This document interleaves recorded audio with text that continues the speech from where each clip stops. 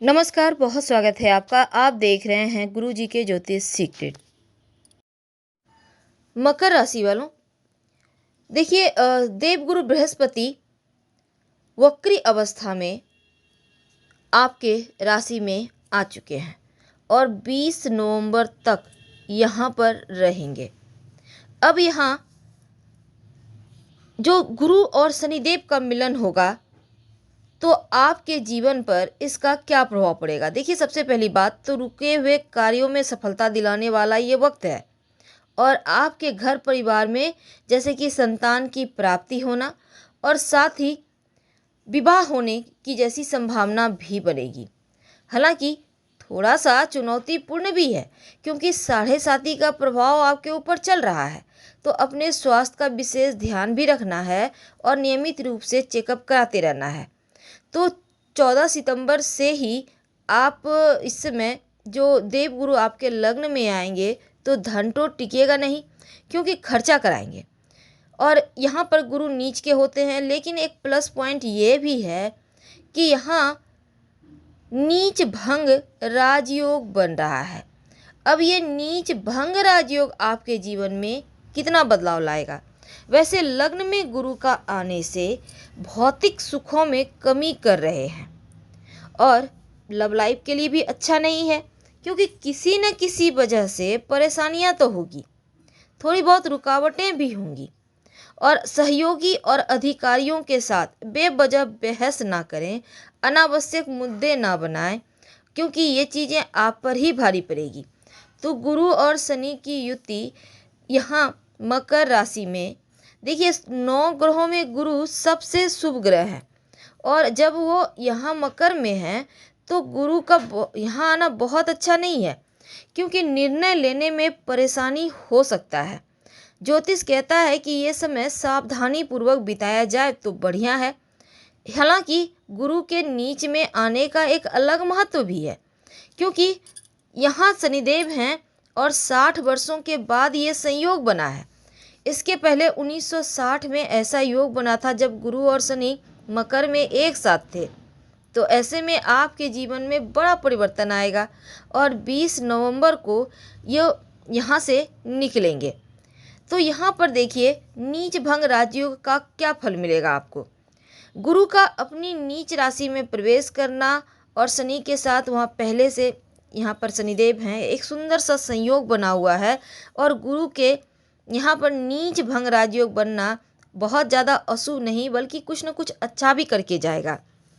तो शुभ प्रभाव को बढ़ाने के लिए आपको, चूँकि शनिदेव न्याय के देव हैं, मेहनत करवाते हैं, अनुशासन के ग्रह हैं, इसीलिए जो भी आप कार्य करें उसमें अपना बेस्ट दें। इसमें शनि गुरु आपको मेहनत भी करवाएंगे, आपके व्यवहार में आपको विनम्रता लाना है, स्वभाव में सहजता लाना है, तो आपके लिए बहुत शुभदायी रहेगा। एक और शुभ योग बनेगा और वो है सस नामक महापुरुष राजयोग। हालांकि ज्योतिष में गुरु शनि जब एक साथ आते हैं तो धर्म कर्माधिपति योग बनता है और इस योग में घर परिवार में धर्म कार्य होते हैं, धार्मिक अनुष्ठान होता है, तो ये वक्त भी आपके लिए अच्छा है। तो अशुभ प्रभाव को शुभ प्रभाव में बदलने का वक्त है, तो इसलिए आपको थोड़ा सा धैर्य विनम्रता का गहना ओढ़ना ही होगा। तो गुरु ज्ञान और शनि वैराग्य का प्रतिनिधित्व करते हैं, लेकिन जो लोग सरकारी नौकरी करते हैं उनको थोड़ा संभल के ही चलना होगा और एकदम से आप कोई भी चीज़ ऐसा करें नहीं कि आप परेशानी में पड़े। मकर राशि में शनि गुरु की युति आपके जीवन में बस ये समझ लें कि एवरेज चीज़ें लेकर आ रहे हैं, लेकिन वाहन चलाते समय थोड़ा सावधानी ही रखिएगा। और आपके चूँकि यहाँ पर आपके लिए ये वक्त उतना भी अच्छा नहीं है पर फिर भी शुभ है क्योंकि इस समय से लंबे समय से अटके हुए कार्य आपके पूरे होंगे, कारोबार में लाभ होगा, प्रियजनों से मुलाकात होगी। तो आपके लिए कोई खास टेंशन नहीं है, लेकिन फिर भी अब नीच के गुरु हैं तो थोड़ा सा परेशानी है, पर फिर भी स्वास्थ्य में निगेटिव प्रभाव है, इसका ख्याल बनाए रखें। मकर राशि वालों, देवगुरु बृहस्पति वक्री अवस्था में अपनी नीच राशि यानी आपके लग्न में आ चुके हैं और यहाँ पर 20 नवंबर तक रहेंगे। गुरु को ज्योतिष में ज्ञानी ग्रह माना जाता है, जो ज्ञान को देने वाले ज्ञान के कारक हैं, और सभी ग्रहों में सबसे ज़्यादा शुभ फल गुरु ही देते हैं। और गुरु की पूजा अर्चना भी की जाती है और इसे सिद्धि स्थिरता का ग्रह भी माना जाता है।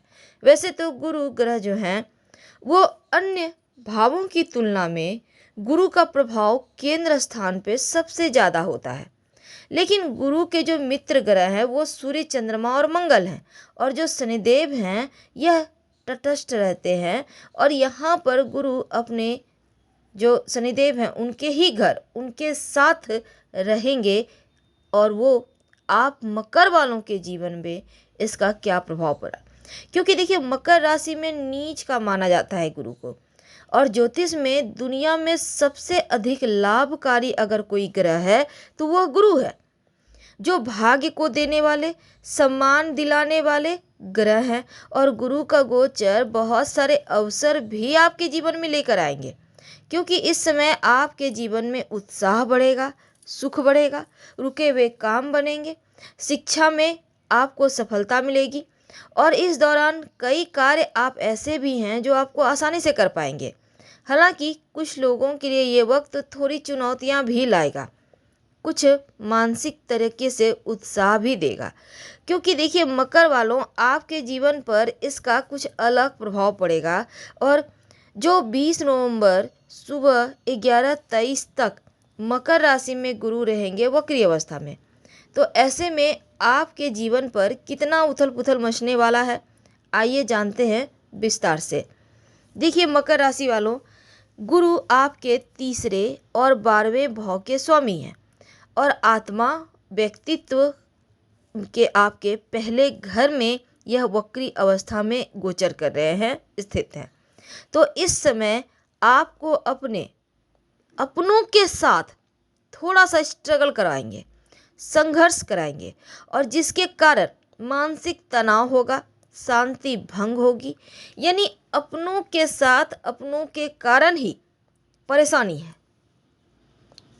तो यहाँ पर आपको ख्याल रखना है, ये समय ये एक बात मान के चले कि आपकी परीक्षा क्या है, अग्नि परीक्षा जिसको कहते हैं। और इस समय भौतिक सुखों में कमी आएगी, आपके पास सब कुछ होगा लेकिन आपके पास चैन नहीं होगा, सुकून नहीं होगा। 2 पल आपके लिए वो चीज़ सुख को भोगने का नहीं होगा। इसलिए धैर्य बनाए रखें और ओवर कॉन्फिडेंस में भूल कर भी मत आइएगा, वरना लेनी के देनी पड़ जाएंगे। सभी के साथ अच्छे से संबंध बनाए रखें तो आप तरक्की करेंगे, आपकी भलाई है इसी में। और दूसरी बात, जो लोग लव रिलेशनशिप में हैं उनके लिए भी बहुत अच्छा नहीं है। अगर आप विवाह करना चाहते हैं, जीवन में कुछ रुकावटें इस समय आ सकती है, तो 20 नवंबर तक अगर कुछ ऐसा वैसा होता भी है तो आप यहाँ पर शांति रहें। वैसे व्यवसायी हैं तो इस समय कार्यस्थल का माहौल बहुत अच्छा नहीं है, क्योंकि बेवजह सीनियर के साथ अनावश्यक बहस हो सकते हैं। तो तमाम विपरीत परिस्थितियों में भी अगर ईमानदारी के साथ आगे बढ़ें तो सर्वोत्तम होगा। अगर धन की बात करें तो देखिए कहीं भी पैसे इन्वेस्ट करना चाहते हैं सोच समझ कर सकते हैं, लेकिन दुनिया को प्रभावित करने वाली महामारी का भी आपको ध्यान रखना है और अपने स्वास्थ्य का भी ध्यान रखना है।